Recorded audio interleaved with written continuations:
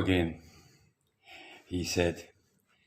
Well, the day is almost over, and if you care to join me in my thought for today, like the other day, I will be including a few video scenes to music in between my thoughts individually of the day.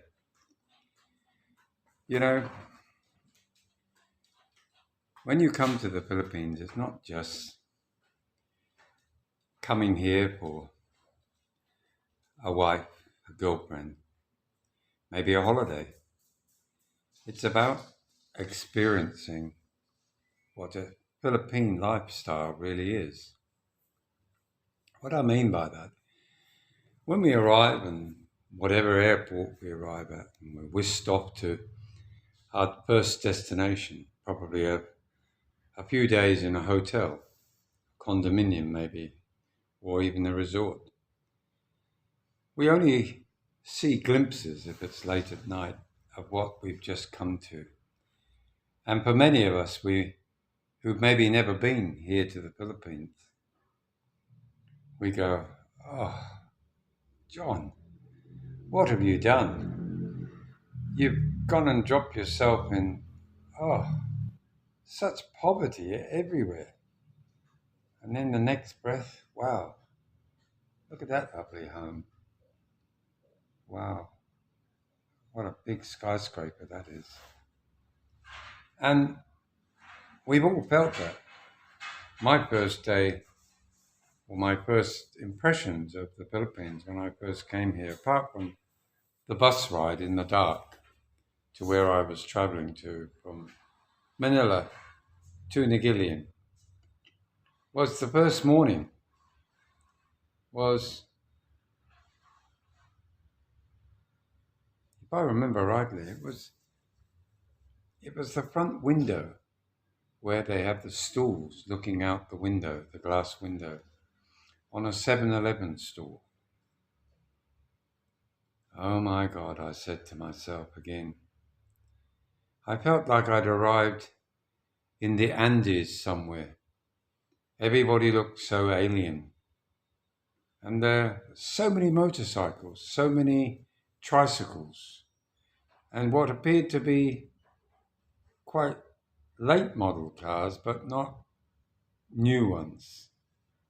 And I thought, looking at the buildings in view out of the window,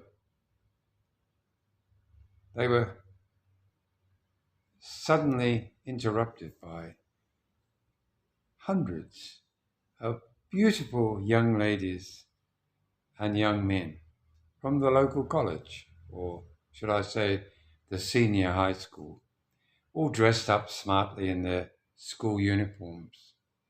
What a delight that was. No, I'm not one of those, but the smiling faces, the wave through the window at this strange alien foreigner. And I felt warmth in my heart because I suddenly realized I was on this planet. I wasn't sure, I was out of my water. And it still brings me to this moment, that first day that I spent here in the Philippines. It was a real eye-opener. I wonder if you've experienced it too.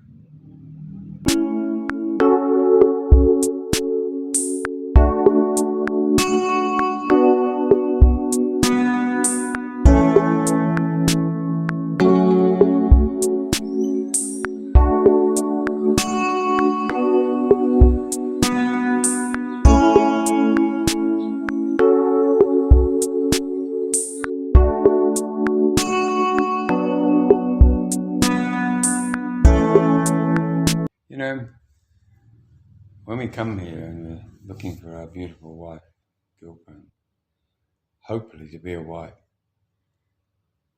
some of us may well be quite shocked at the lack of experience that so many Filipinos have. Now, before you come and give me all your answers to that, Remember that religion again plays a big part. Family traditions, taboos. The other day I was casually talking to a family up the road, and luckily the father was there and the mother.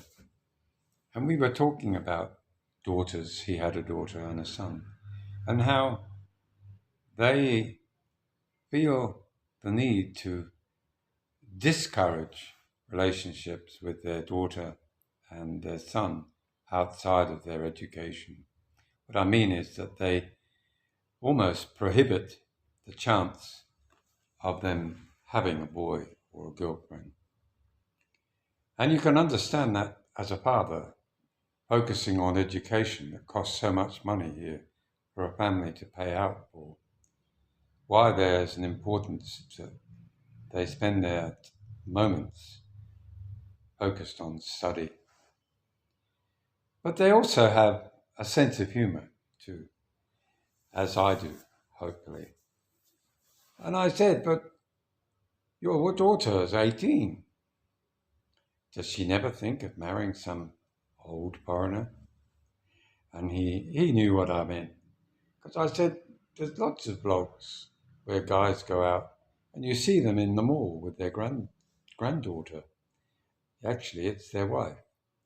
And he laughed with me. He agreed. He's seen it. And I asked him what his opinion was. He really had no opinion, really. I think he wasn't just being nice to me, thinking of my feelings. I wasn't interested, but it was interesting to hear that from his point of view, money does still talk. Now, part of it, I think, was in jest. But he said, well, I would want to see his bank account first. Good answer, I said to him. How much would he have to have? Well, depends. I said, what, on how pungent he is? How ugly? He goes, yes, probably. I said, but does your daughter have any say in it?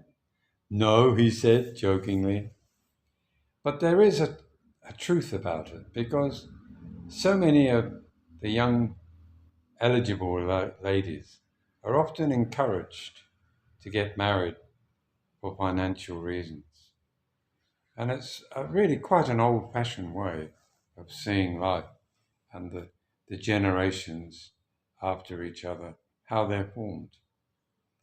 But I wouldn't say that that's the everyday occurrence because so many of the daughters find themselves working many hundreds of kilometers away from where they were brought up, where their families live. They live in the cities in small uh, rooms, I suppose you'd call it. Maybe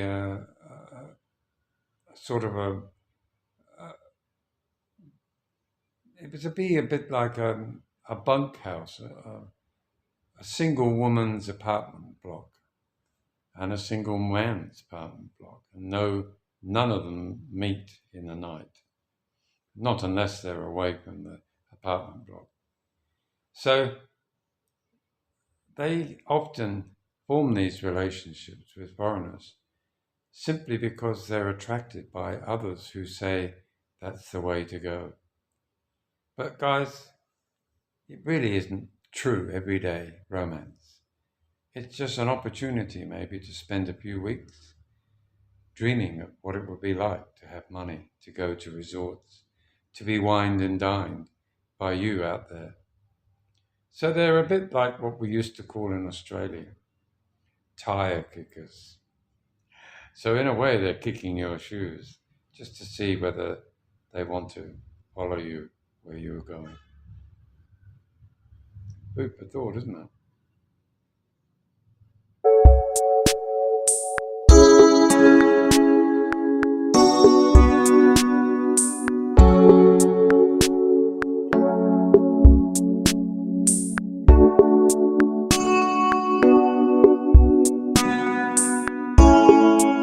I suppose what I've been talking about is also wrapped up in expectation. We all hope that we're going to walk into a room and there are going to be 10 faces out of 100 that look at you and give you a wink or a smile. Guys, it's not going to happen. Yeah, there's going to be 1 in a million that will do that, and it'll all work out fine. Let me know how it went. But for most of us, you need time, at least 6 months here in the Philippines, to really get your head round the area you're living in, what it has to offer you, how it fits into your way of thinking of life in the future. For many of you, your retirement years. Will you be able to afford maybe to buy land nearby to where you really feel you're at home in? Will it be affordable? Will you be seen as the white monkey who's got all this money and be taken to the cleaners? Or will it be maybe family land, not right on top of the next door neighbour, but where you can build safely on her little patch of Philippines? One will hope that whatever you choose, wherever you do, that you don't follow the idea that 2 islands away from the family is the best option. Because how would you feel if you were taken away from family, friends, school kids, school school lads and girls that you used to hang out with when you were a teenager? All that is lost if you take her to a new place. She'll be learning all the skills that you're trying to learn as well. Is it really fair to do that? I don't think so. Yes, you don't have to live on the place where she lives. You can live in the street, or you can live, I don't mean on the street, but in the street or the barangay where she lives, or maybe the next door barangay, somewhere where she can walk to see her auntie, her uncle, and her mum and dad, and her brothers and her sisters, and call in to have a chat at the local shops where her friends are working. It's very important that you do that.